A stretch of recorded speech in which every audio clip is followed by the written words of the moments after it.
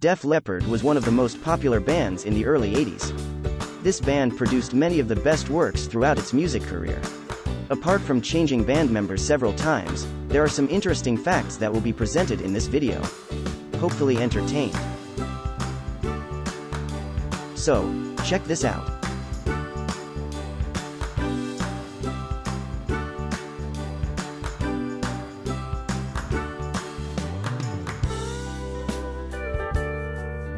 Early formed band. English band Def Leppard hails from Sheffield. Rick Savage, Tony Kenning, and Pete Willis were already members of the rock group Atomic Mass in 1977. At first, Kenning played the drums, Savage played the bass, and Willis played the guitar. Joe Elliott was only 18 years old at the time. He gave the band's guitarist audition. Nevertheless, it was determined during the audition that Joe is a stronger singer than a guitarist. As the lead vocalist, he was instantly hired. Origin of the name Def Leppard. Joe Elliott suggested the group choose a new moniker. He proposed that they go by the name Def Leppard, which he came up with when creating fictional rock bands in his English lesson. Elliott frequently fantasized about starting a band in school. While his classmates were studying, he was coming up with song lists, band logos, and band names. Kenning, however, advised that in order to sound less punk rock, they should spell their name as Def Leppard. Steve Clark joins the band. Guitarist Steve Clark had a good audition in January 1978 and was eventually admitted into the group. Joe Elliott praised Steve Clark for his outstanding performance of Free Bird by Lynyrd Skynyrd in its entirety and without accompaniment. Steve Clark later earned the moniker Riff Maestro for his prodigious output of memorable songs for the band. First performance. In their hometown of Sheffield, England, a high school gymnasium hosted their first performance in 1978. There were reportedly only 6 people that attended. According to reports, the band hid drinks at the event in the drum set. Phil Collen joins the band.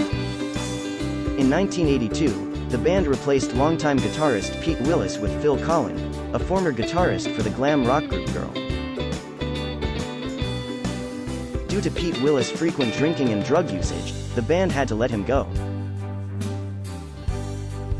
Mutt Lange produces successful albums.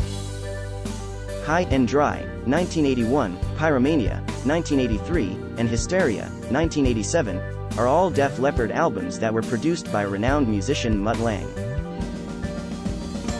In addition, he co-wrote Ring of Fire and I Wanna Be Your Hero from Retroactive, 1993, as well as Promises, All Night, and It's Only Love from Euphoria, 1999. He was also the executive producer of Adrenalize, 1992. Best-selling albums. One of the few rock groups, Def Leppard, has released 2 studio albums that have combined for more than 10 million sales in the USA. Those 2 albums are Pyromania and Hysteria, as many people would have guessed. Rick Allen car accident. On December 31, 1984, while racing his Corvette outside the band's home city of Sheffield, drummer Rick Allen was involved in a vehicle accident and lost his left arm. Rick crashed through the windshield, and the seatbelt tore off his arm. Rick Allen was absolutely devoted to performing his duties as Def Leppard's drummer despite the terrible catastrophe. He eventually understood that he could play the drums with his legs. He collaborated with Simmons to create a unique, personalized electronic drum kit. The other members were highly supportive and never considered switching to another drummer in his place. Rick made a very impressive recovery in a few months thanks to the power of his determination and his intense desire to create music. To demonstrate his advancement, Allen gathered the other band members and performed the start to Led Zeppelin's rendition of When the Levee Breaks. This was a very emotionally charged time for all of them, according to Joe Elliott. Steve Clark's death, and Vivian Campbell replacing him. Steve Clark, the riff master, guitarist, passed away on January 8, 1991, after a drug and alcohol overdose. The band held multiple tryouts for Steve Clark's replacement between 1991 and 1992. Vivian Campbell was the group's choice in February 1992. Vivian previously performed with Whitesnake and Dio before joining Def Leppard.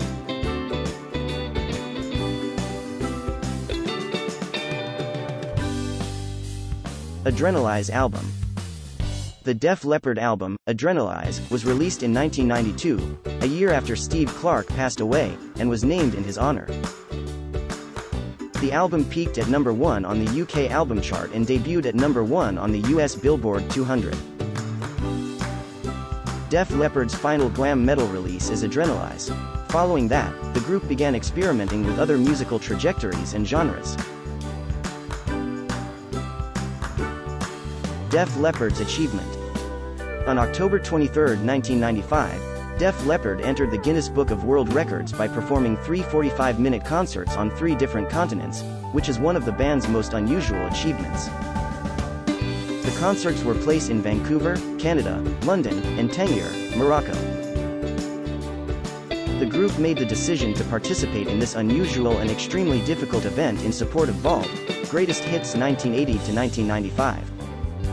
On September 5, 2000, their close friend Brian May of Queen officially inducted Def Leppard into the Hollywood Rock Walk of Fame on Sunset Boulevard. One of the few albums to produce not 1, not 2, not 3, but 7 hit singles was Hysteria by Def Leppard in 1987. Hysteria has sold over 25 million copies worldwide, making it Def Leppard's best-selling album of all time to date. Additionally, it spent almost 3 years on the album charts. The second album's first song, Bringin' on the Heartbreak, by Def Leppard became one of the first rock videos to air on MTV in 1982. The song's original working title was A Certain Heartache, but they altered it.